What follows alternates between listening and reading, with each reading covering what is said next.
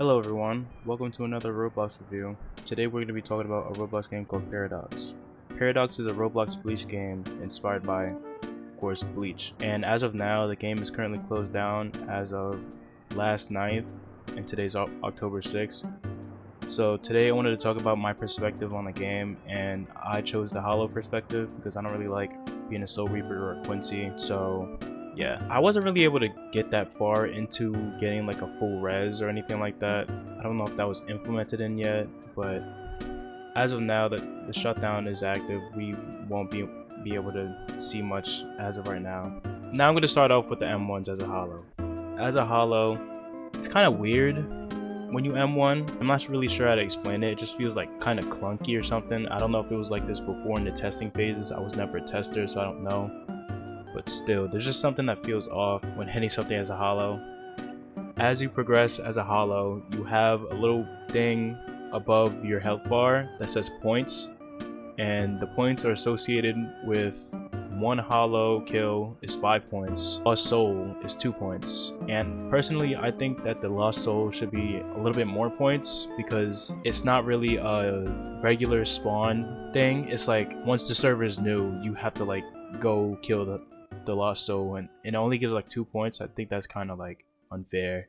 But as a Hollow, you get to 75 points, go to the next stage, which is of course a Menos. From the Trello, it says you have to survive basically as a Menos for 1 hour, but it doesn't really feel like you have to survive because there's not a lot of people besides another Menos that can really kill you. And being a Menos, you can just kill other Hollows to get past that stage and become an Aducha. And also, when you're a Menos, it doesn't really feel like you have a drawback to if you die, you don't go back to being a fishbone or anything and you have to try again, or you just respawn and you're a Menos again. There's no struggle. After evolving into a Menos, you turn into an Aducha. As an Aducha, you get another points bar, and you have to rack up 850 points to evolve into a Basilorde. That's fine. It's better compared to Peroxide, I guess. The thing I have a problem with is how you get points. There's nothing enjoyable about farming Hollows and maybe finding a white orb that's a card game that supposedly gives you 5 more points, but it felt like you get more. I didn't really like go back to the footage and keep check, but I'm just gonna say it's 5 points. If you want to make the progression more interesting, make it so that there's a risk and that it's harder to obtain Basilorde, turn into a Basilicard, instead of just making it 850 points. Take Peroxide for example. Peroxide, you have to have at least, I think, 1,600 points as an Aducha to evolve into a Basilorde, and there are multiple enemies that have varying points that you can kill or take a risk to kill, because after you die as an Aducha, you lose 60 points. The risk is worth it because it gives you more points and makes it a lot easier to progress. Moving on from that, I want to talk about how there's no skills as a Hollow. In the anime, you can be seen having multiple Hollows having different abilities and skills and such. In Peroxide, I'm gonna keep having a lot of Peroxide comparisons. There's Acid Spit, there's Hollow Bite, and all these other varying things. But in this game, it's basically just M1 and a R heavy.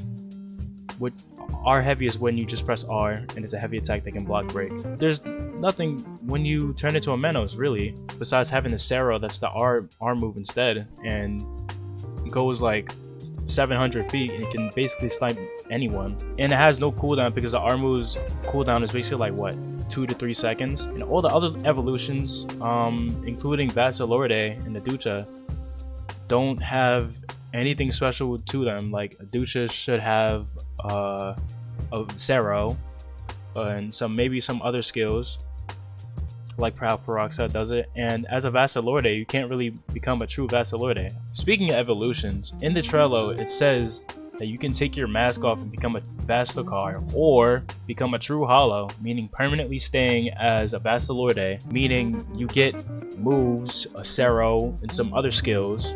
But that's not the case when you're a Basilorde. When you're a Basilorde, there's no skills that you get. There's no melee, which is weird. When you have to melee by pressing E, and pulling out an imaginary sword out of your ass to fight, and you get no benefit from killing hollows. So what's the reason for taking off the mask? I mean, to keep Vasalorde. I don't see a point at all. And personally, I love being a Vasalorde in any Bleach game and just permanently staying as a Vasalorde. And this really made me mad and kind of disappointed. So to become a true hollow in wording is not really true. Now we talk about Vasicars and basically my experience, because of course I became a Vasicar.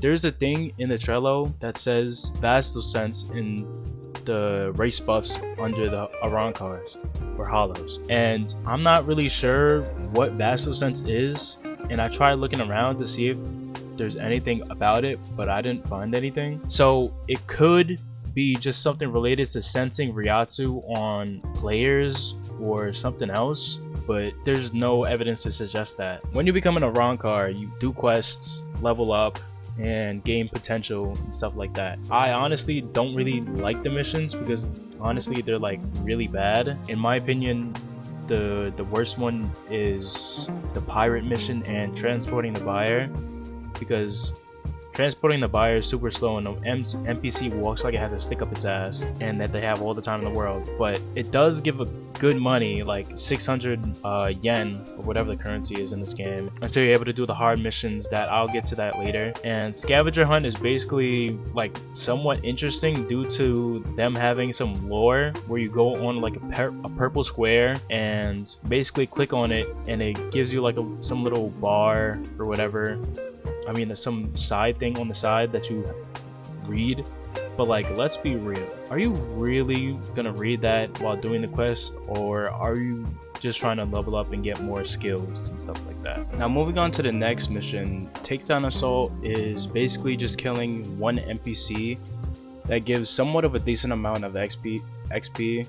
And don't even get me started with the XP, because I'm not really sure where the XP bar is and how do you know if you level up or not. The amount of little XP it gives, it makes me think that you don't have to have that much XP to level up, and that's cool, I guess, but like it's kind of weird. Anyway, the second most hated on the quest board is apprehending the pirate, because you basically just have to do like the same thing as takedown assault, but you can't kill him or else you fail the quest. And the way you do this quest is by knocking down the pirate, picking him up, and taking him to the drop-off location. And the first thing I think is dumb is how you pick up the pirate and it basically weighs 7 tons, because I can't run with him and I can only dash. I can't flash step or anything. I don't know if this was fixed already or if this changed, because the third time around that I did this, I saw somebody flash stepping with a body, but yeah, I'm not really sure. And with the circle, it's really like small, it's really small, and I had to like drop the pirate around the drop-off location multiple times, and I didn't really like that. And it didn't really like pay that much either. Moving on from the pirate quest, we have 2 more quests that are considered hard, and those quests are called Wave Defense and Defend the Point, and they're basically the same. The interesting about the thing the NPCs do is jump in when the other NPC is low, and I think that's kind of cool. The annoying thing about that is when you're trying to fight them, they always do this dumbass weird circle thing, like they circle around you and they flash step before coming in to attack you, and basically just move back every time you try to push them and attack them. And that's some passive shit that I fucking hate, especially in NPCs. I was annoyed by this in Peroxide too, because they did the exact same thing, but I think they tweaked it a little bit and made it a little bit better. After all that's done, you have these codes that they gave in the Discord.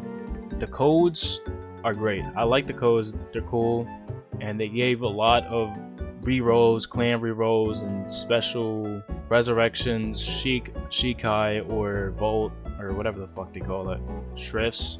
The thing I don't like about this is the percentage rates, because Y is uncommon 89%. I rolled 15 spins and got heavenly all those spins. There was not one rare. And then I did 15 again, and out of those 15 I got 2 rares, which was Panthera. That's the only rare that they have.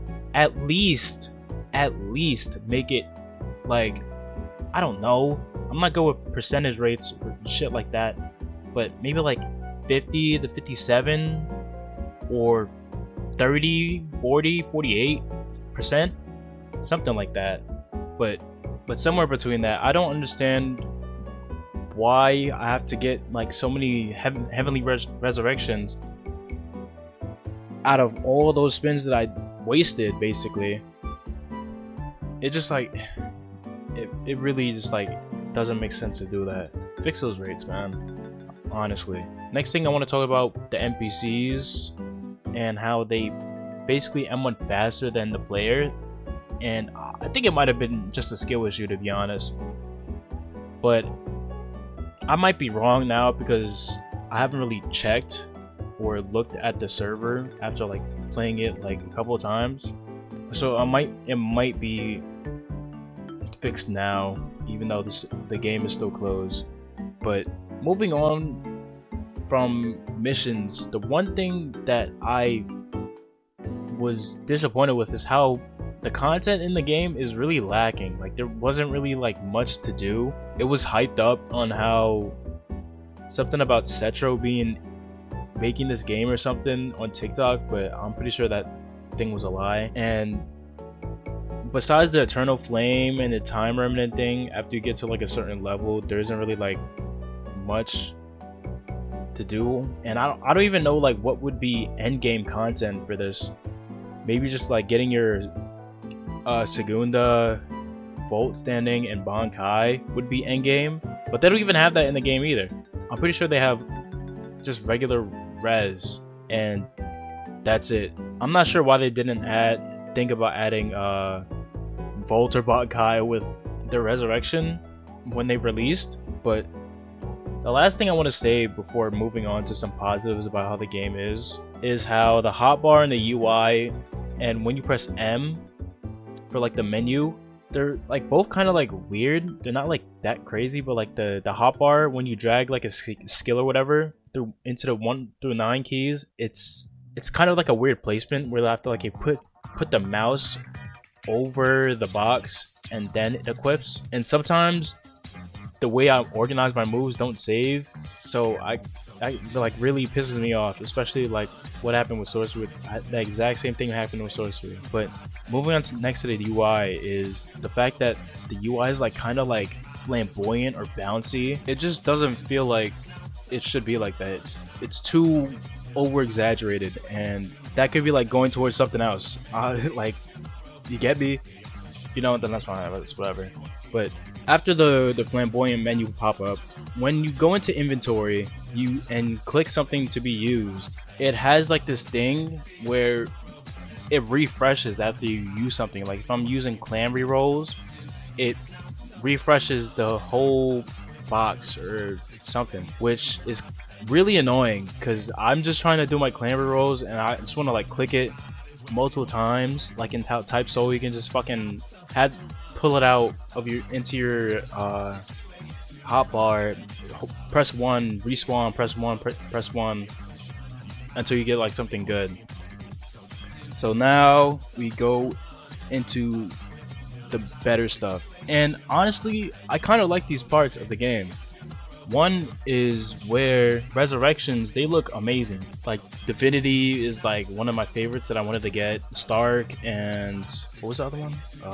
Vampire. Vampire is like really cool. I'm not really a fan of Vampire. I don't really like Ukiora, but props to them for making that shit. That shit looks really good. I want Divinity. And also, they don't have that much moves, and I like that. I don't like having like 8 to 7 moves on a resurrection, and you don't have to like do that much. You can just add it to like a comic book center. Like if you use Keto or something and then have Divinity, you could throw the ball and then do like some Sarah Barrage or some shit. I don't know.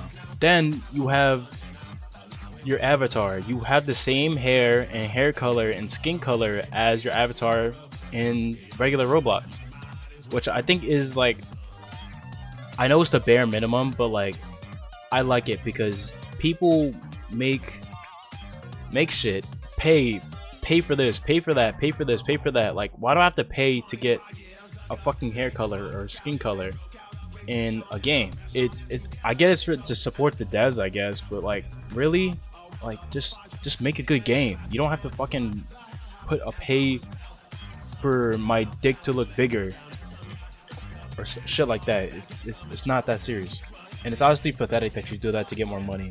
Now, another thing I wanted to talk about was the Ryatsu color, but like I kind of changed my mind about that because I want to have my own color, you know, like maybe like a chance to get like a green Ryatsu color, or purple, some shit like that, or a white or black. Like that shit is cool. I want my own shit, but it's still cool how like the moves have their own base Ryatsu, and how, you know. Now we talk about like the moves and skills. Honestly, I like how they did Hakata and Kido, because that's the only ones that I use in any game. Like I do Hakata, Kido, and Type Soul after I stopped playing that game. And the only thing I have a problem with Hakata is that there's not really like a stun for some of the moves, like Sonic Rush or Leap. There's not really like a stun for after they get hit by that move. They just like go right back to what they were doing before beating the shit out of you. And when you hit them in the air, they have air variance, and I think that's like really nice. And I know they probably got that off of like Type Soul or something, but I still think it's nice to have. And now the last two things that I somewhat like are the talents and the skill attainment method, because it's not just like, oh, you get enough points and you get the skill. You have to like it's basically like deep walking. You have to level up and you get this thing called the skill core, or skill something else, crystal, whatever. You get this skill core and you use it, and it gives you like 3 or 5 moves to choose from, and you only get to choose one before you have to like look for another. I don't know how many skills you can have at once, but I think it's really unique because it's also based off your stats. And I know people are probably gonna like say, oh, this is bad and such, but I don't really agree with them. Now moving on to talents. Talents are basically like also like deep walking, where you get like 5 cards that pop up on your screen and you have to choose which one you want. They vary from common to legendary. No, it's not common, uncommon, legendary. I mean rare, legendary, epic. It's common, rare, and legendary. I think that's also a thing that they could like fix and add more tiers to rarity. But that's all I really have to say, and I think it's really cool. So I know this review is like pretty long. 23 minutes is a long ass time, so I appreciate you watching, and I hope you enjoyed the video. Let me know what I could improve on when it comes to reviewing games. Hopefully the game shuts down and becomes a better game after this, and hopefully they add more content before they release the game again. So I thank you guys for watching my video, and I hope you enjoyed it. Like and subscribe, comment what I probably missed out of hollow progression. Subscribe if you want to see more videos. See ya.